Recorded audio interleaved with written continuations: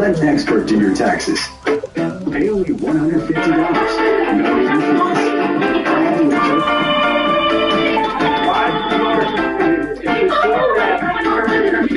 No fees. Learned a valuable lesson. Be careful what you wish for. How?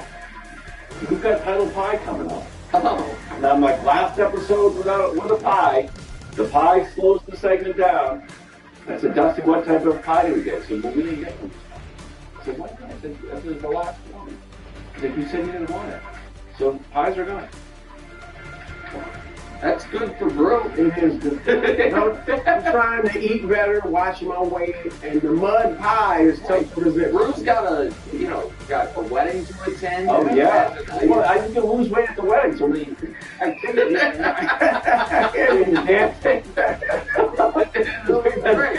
It's gonna be great. It's really fun. Yeah. For goodness sakes, it's panic time. 3 from Royce O'Neal fell with a second to go to give the Suns the win, give the Lakers their 3rd straight loss.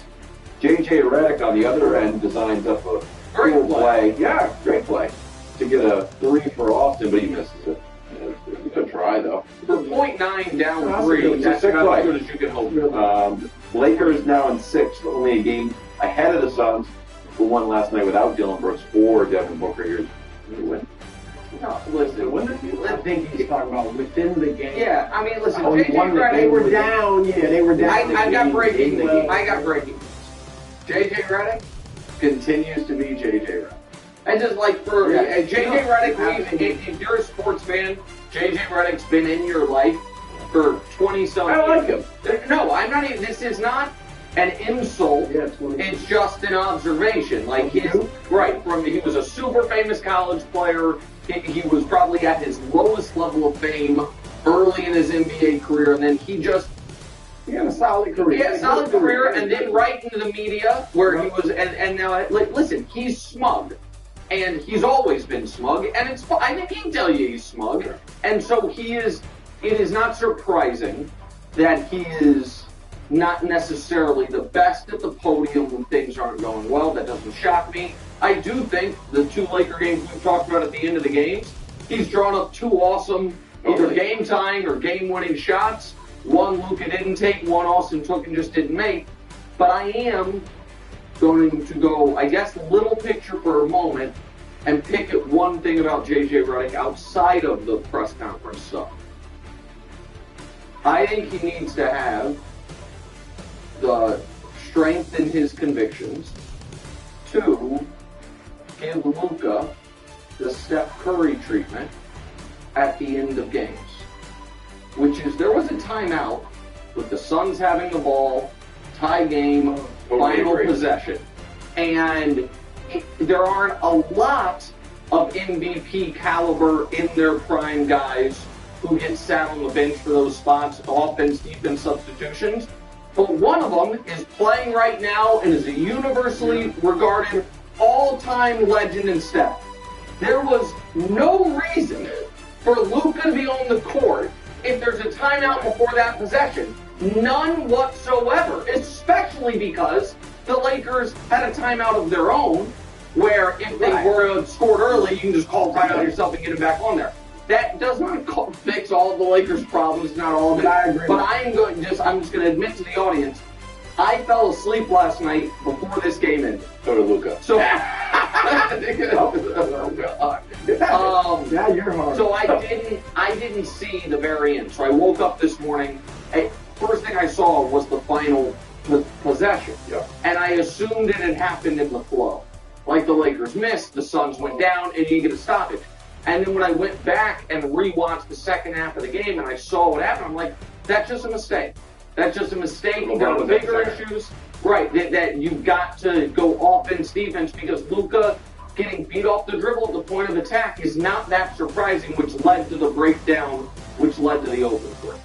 Yes, you are absolutely right. There it is right there. LeBron has to come over and help, so he's out of, now the rotation is all jacked up, and you see what happened. The question is, am I surprised that they lost to the short-handed Suns? Considering the fact, considering the fact that the Lakers had lost their previous 2 games, and the noise was starting to get a little loud, to use Redick's term. All right? Considering the fact that Phoenix is a team you are battling for that 6th To stay out and of the play. final, playoff spot at least before the play-in. Considering the fact that Phoenix had their 2 best players and 2 leading scorers, Dylan Brooks and Devin Booker, out, and considering the fact that Phoenix had lost 7 of its last 11 games, and considering the fact that Phoenix, without those 2 guys I mentioned, has averaged, Nick, 87 points a game in regulation in their previous 4 games. And they put 113 on you? I mean, we know the defense is bad. But considering all of those factors, yes, I'm surprised that the Lakers lost this game. And here's the deal. I thought we were getting into KW. I know that whole thing was right now set up for a mismatch. What in the world? KW and I are looking at each other. We're all trying not to laugh. Are you joking? You're just doing regular analysis. You don't get it. What? That was a mystery. Go on! I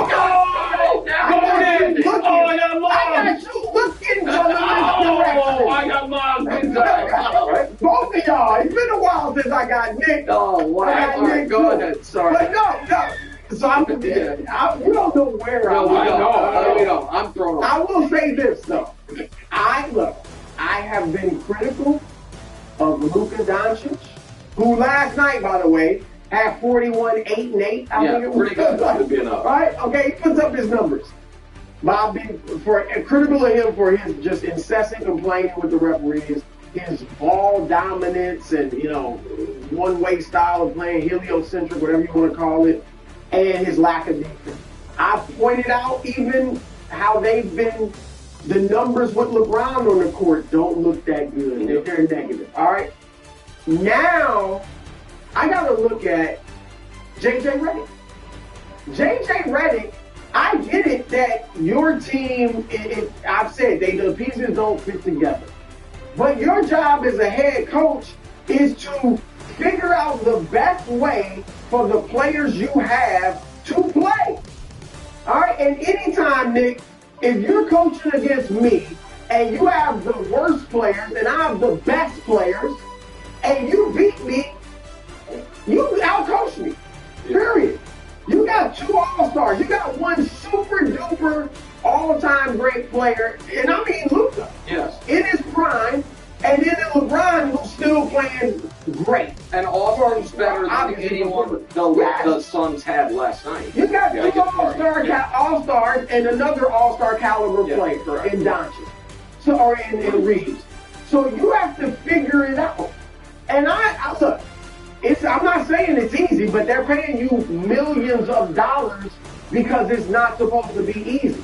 Can you start to talk to Luka Doncic? And they couldn't do it in Dallas. So not easy, but can you start to talk to Luka Doncic about NBA stars these days? Everybody does. Everybody. Just playing 1 through 5. Pigs dishing out like family dinner. Got me smashing triple doubles. New customers bet $5 to get $200 if your bet wins paid in bonus bets. The crown is yours.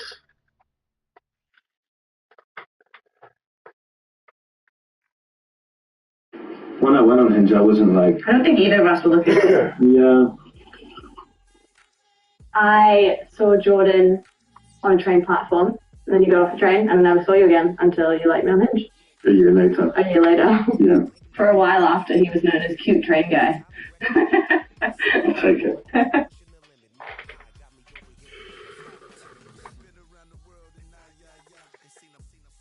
We got to play a little different. Well, so what do you make of this graphic, Drew? Can I show you something real quick?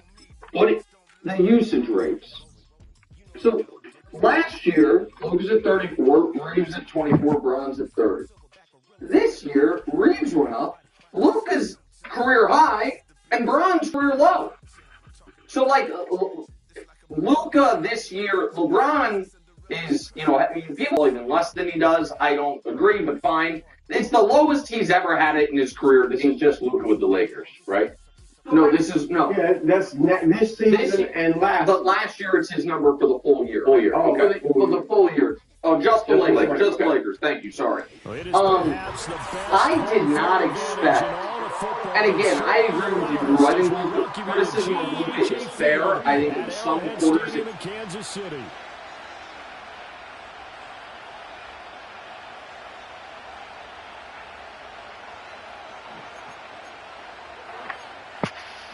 quarters it has gone too far. I don't know if you remember, KW, but I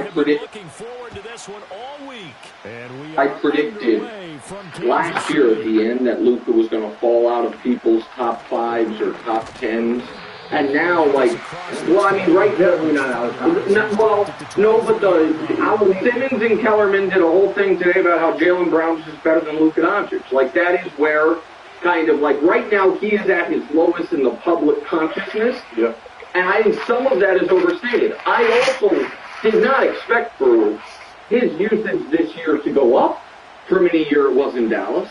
I didn't expect that. Look, I don't necessarily think that's by design, but I do think that is the head coach just letting him do whatever he wants to do.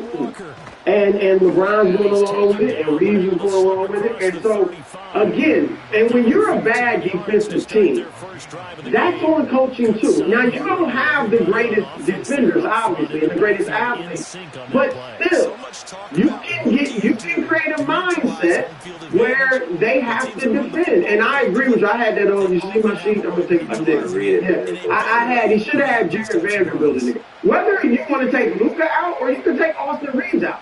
They're both horrible defenders. At that last play where Phoenix scored, one of them should have been out, and Jared Vanderbilt should have been in. That's what he's there for. 6'8", long defender. So Redick needs to look in the mirror because the last 2 coaches they had, the last one got, and I'm not saying he should be on the hot seat, but the last coach got fired for getting into the Western Conference Finals. Sorry for him. The coach for him won a championship and got fired. J.J. Redick got eliminated in the first round of the playoffs last year in 5 games. So I'm not saying he's on the hot seat or should be right. It has some unprecedented player rotation. But J.J. has to look in the mirror. I almost feel like, and I don't want to keep on, like, they're looking toward next year. Yes. Maybe not consciously, but certainly subconsciously. Well, I just mean, I don't think they're, right, I don't feel like they're like, we don't care about this year, but because they are so focused on next season, I totally agree. It is bleeding into this year. Just quickly, I wanted to give people an update on Clint Capella Gate.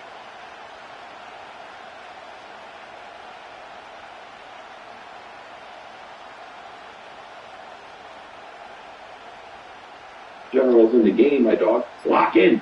Yeah. And that's great. He's right. Yeah, It's great advice. Also, Josh made this graphic on how they did last night. Aiden does not want to beat Clint Capella, and it's a real Clint Capella with the Clint Capella at 4 points. And also, 4 blocks. The Lakers would love that. And Clint Capella, by the way, is not, again, this is but Clint Capella is old now and at a different phase of his career. Young Clint Capella was very valuable and knew his role great. He made himself $100 million in this league, knowing how to do his role. Lakers in Golden State mixed up. Meanwhile, back to Houston where Clint Capella plays. Rockets win and Durant hits a milestone. He becomes the 6th player in league history to get to 32,000 points. Also became the 6th player all time to get to 32,006 points. He scored 40. That's just how the math worked out. After the game, Reed Shepard said 32,000 is wild. And Reed. That was the quote. Most 25 points per game season. LeBron had 20 games. He's at 17. Jordan at 12. Kobe at 12. And then Karl Malone also at 12. So is KD the best scorer of this generation? I have what I think is a very controversial opinion, even though to me it's very obvious. Streamline business receipts with the QuickBooks mobile app to maximize your tax deduction so you can be ready for tax time. Just snap a photo, tap, and categorize business and personal transactions with a swipe. QuickBooks users have seen up to $6,000 in tax deductions. Download the app today. Trash ass nigga.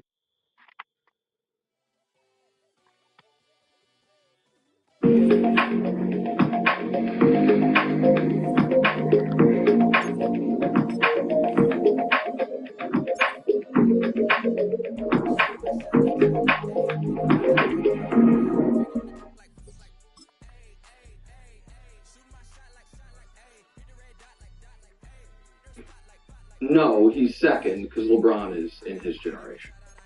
And here's I will just kind of machine gun at you numbers. KD for his career is at 27.2. Bron for his career is at 26.9. So KD has him there. LeBron is at 50.5% field goals. KD's at 50.2. So Bron has him.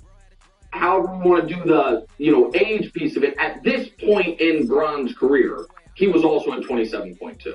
And so the last few years is dipped down, and Durant might play forever. But this is what I think. And by the way, Durant got to 32,000 in his 1,178th game. LeBron got there in his 1,179th game. Wow. Which is really, that's crazy. Isn't that? Which also means if Durant just had a regular scoring night last night instead of going off the way he did, they would have done it in the exact same. But this is the thing that I think people will be surprised by. Seasons averaging 30. Durant 2. Bron 3. Playoff runs averaging 30. Durant 3. Bron 6. LeBron has more, has 575 career 30-point games. Durant has 430. Now he's played more, obviously, but you've not, I don't think percentage-wise that much more. Playoff games scoring 30. LeBron 123. Durant 77. LeBron has more 40-point games. LeBron in the playoffs has scored 29 times. Durant 14 times. Again, LeBron played more, but he hasn't had a twice as long career. LeBron has scored 50 14 times. Durant 9 times. LeBron has scored 60. Durant hasn't. And so I think these are, obviously two of the greatest scorers ever. I think because LeBron does it differently and because he doesn't have a silky jump shot, people don't look at him as a scorer. But I think the all-time leading scorer is the greatest scorer, certainly of this generation. Oddly, that is a hot take. But it is a hot take. No, it is. It's not a wildly hot take. The guy with the most home runs is the best home run. Because best scorer ever is so subjective. And what is your criteria? It's like bag. What's your bag? Is it just handles? Is it your moves around the rim? Is it scoring in trouble? Whatever. But I think people, because this is a common view that Durant is the best scorer of this generation. Some say the best scorer ever. And I think they're just focusing on that he does have a phenomenal jump shot, especially for a 7-footer. And he's got the handle. I used to say before he went to Golden State, I used to say he's like a 7-foot version of Steph. Because he can take you off the dribble, he can finish at the rim. He's got the incredible jump shot that you can't even disrupt because of his height. I hear you on LeBron, and I've made similar comments as far as Shaq was a great scorer. I don't care that all he did was dunk and little jump hooks. You couldn't stop it, right? I think the argument against LeBron is in terms of score. People would say he didn't have the greatest jump shot, particularly for a good stretch of his career. His jump shot wasn't good. And earlier in his career, you could, even parts of his prime, you could play off.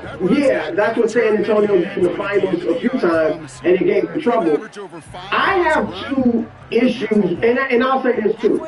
If LeBron or Jokic, because how is Jokic not a great scorer? Like, Jokic can hit the three, can post you up, can shoot the mid-range, he can do whatever he wants.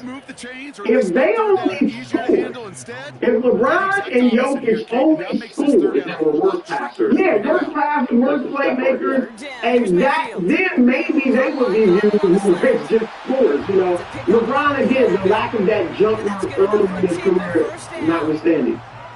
But I'm fine with saying Durant, if you want to say he's the best scorer, if you have your definitions, just jump shot and things like that. I've got two issues, though, with Durant. Like, I think Jordan is clearly the best scorer of all time. Like, I don't even think it's debatable. But Durant, my two issues with Durant as a scorer, one, and we've talked about this, he should shoot more threes in this day and age. Now, I get it early in his career, it wasn't the biggest part of the game. The last 3 years, he shot 40% plus from three. His career, he's 39% from three. The last 3 years, he shot less than 6 3-pointers a game. All right? He should be at 8 or 9. And I get it. And I've said it before. I get it. You in your rhythm your whole life coming up early in your NBA career, you were shooting the mid-range. So your rhythm is in there. But you know what? You got a bunch of off seasons when you saw the game is going to the 3-point line.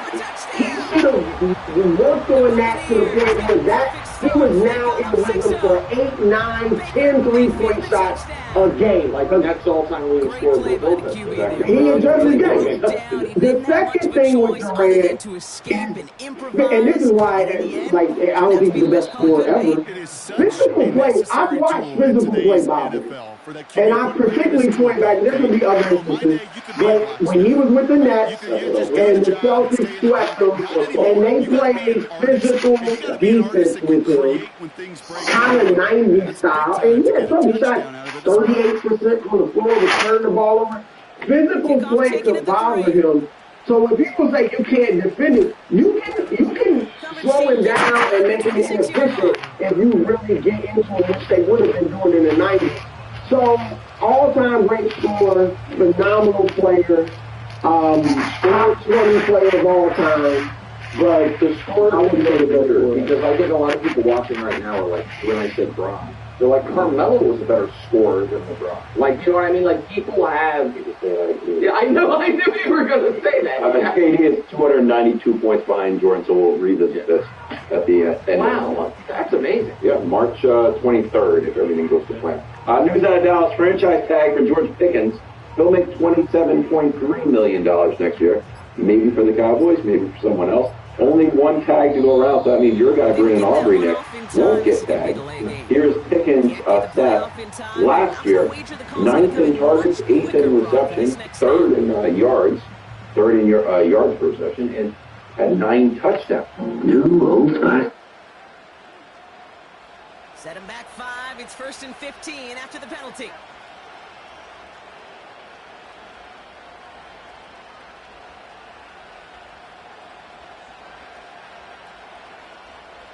Cosmic Quest 24/7 freshness makes me want to be Mario. He is confident. Operating from the gun. Here's Hurts. That one is incomplete. Couldn't hang on through the contact. Was Devontae Smith the intended receiver? And now they face 2nd and long. He's counting his lucky stars. That one isn't headed the other way right now. That is not the time to challenge double coverage.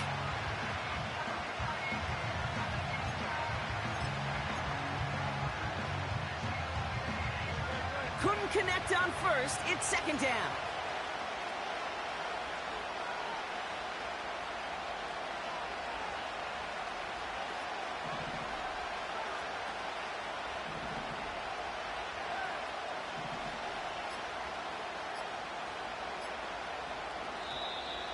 Play clock down to 0, and the flags come out. Everyone was set and at the line. The quarterback just didn't snap it before the play clock hit 0.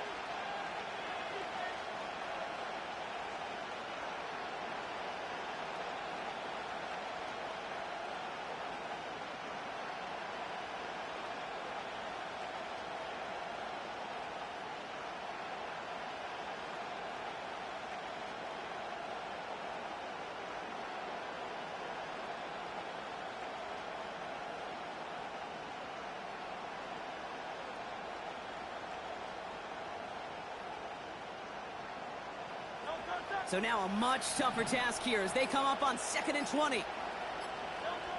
Hurts looking to throw. Got a man. Uzama has it. Gets it ahead, has about 5 yards. Devontae David, like so many times in his career, making that tackle. Sometimes when you're just looking to move it forward, get some small yards on the throw, quarterback's best friend, security blanket. And when it's a big old tight end, that's an extra bonus.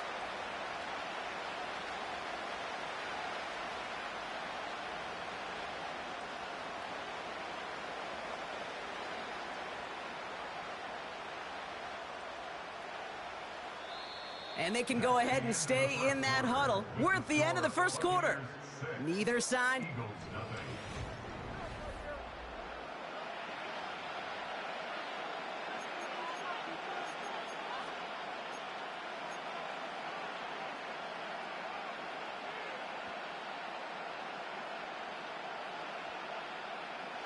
Ready now for our second quarter. The Eagles have the football. They'll need something big here to start out. It's 3rd and long.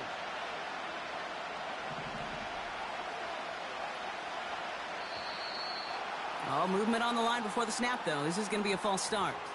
There was a blitz coming, and that got somebody to panic and jump early. It cost him 5 yards.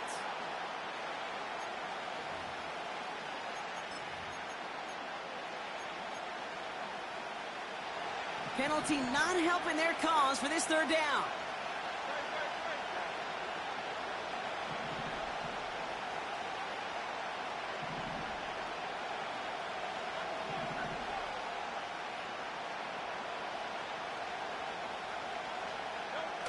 On the play fake, it's Hurts. And he must have overlooked the linebacker there because he was right in the way to swat it away and bring out the incompletion. Great defensive effort to reject that one. And now they're staring at 4th and long. Punt team is on now, and they get this away. And he's hit before he can get anything on that return. So no return on that punt. And the Bucs are in great shape to begin the drive already in enemy territory. 1st and 10, ball set up at the 48. Mayfield now from the gun. He's going to push one deep down. And oh, someone stepped in. It's intercepted. Darius Slay has it. And the Eagles will take possession at their own 35 after they track him down on the return. Well, I know I don't need to tell you, partner, but if you're going to try to get aggressive, really push a throw downfield like that, you have to be smart about how you do it. Yeah, that is spot on, Kate. If you've got to find that spot when you know the coverage won't be able to hold up, especially as you go 20, 30, 40 yards down the field. Hey, listen, these defenders in the league today, you throw a ball deep down the field like that, it turns into a 50-50 ball. More times than not, they can make a play and take it away just as they did. 1st and 10. Here's Hurts. Ooh, he got hit as he was throwing, and unsurprisingly, it falls incomplete. 2nd down coming up. You know, that is so hard to do. That's called body control. Great positioning to swat the ball away, not go through the receiver, no penalty flag. He's got the body control and, more importantly, the timing to knock that ball away.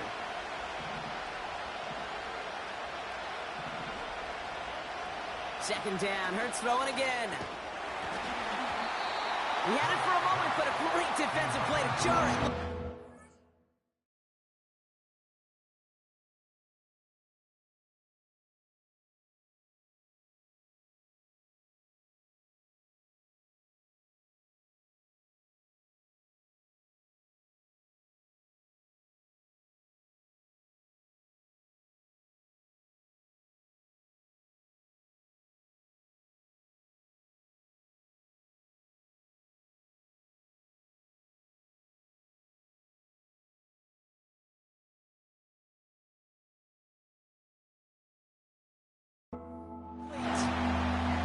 You know, the goal on a lot of these short throws is to simply let the receiver create some yards after the catch, that yak. Well, I think he was thinking about the yak before he actually secured the catch.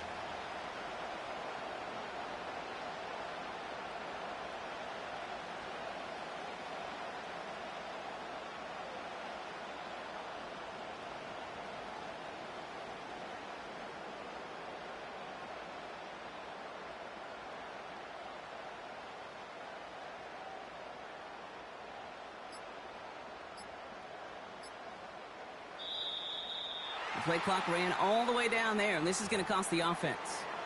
A little slow to operate the offense, and they're going to back it up as a result of that penalty.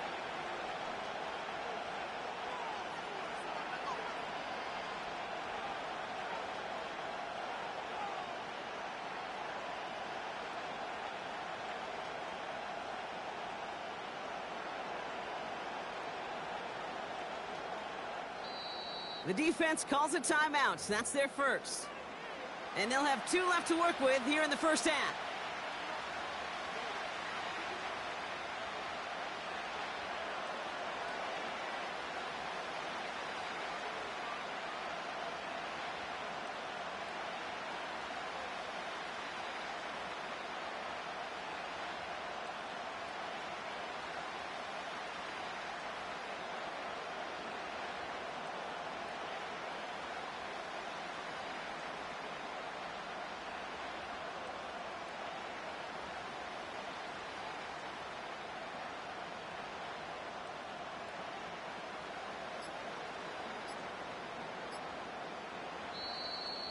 They don't get this snapped in time. This is going to back them up.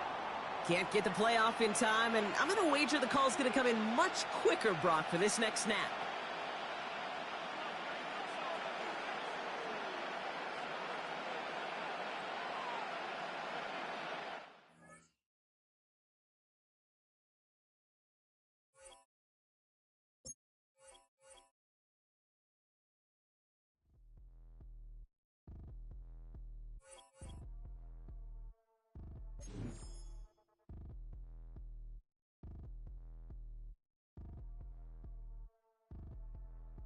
Like damn, why I get a like Aaron, I'm a drop top.